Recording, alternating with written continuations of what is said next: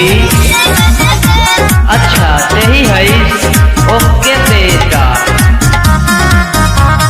बेचता निकेला पलिची देवरू नीमन से लेला बिछी बिछी देवरू ए हो।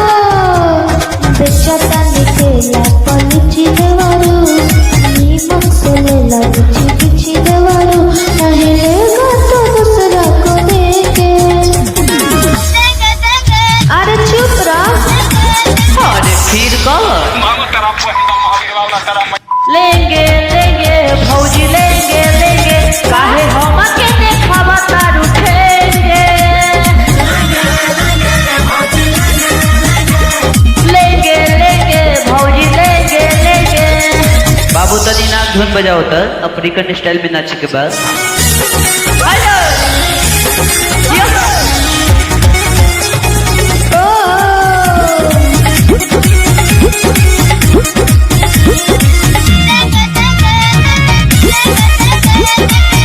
अरे रुक ना रे अंतरा का बेके बाद चुप चुप।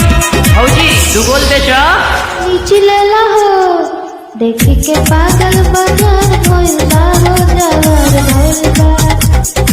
कच्ची के फल फलदार भइल बा हो तैयार भइल बा।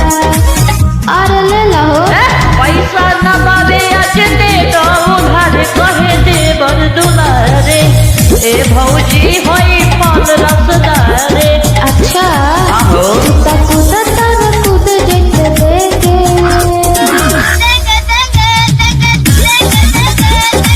होई बेंगो घुस गए अफ्रीकन भागवे कि ना रे।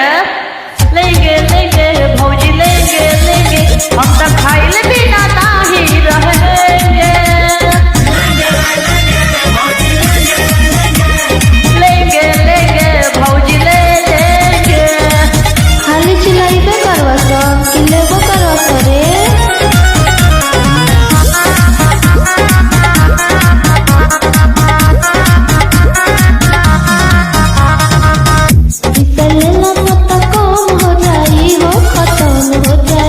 अच्छा बारह कमजोर तो निदम हो जाए बाती बम हो जाए।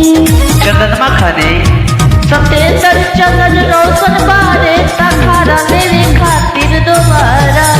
ए भौजी होई मांग तहर सारा। तब रखी है बड़ा लोग के।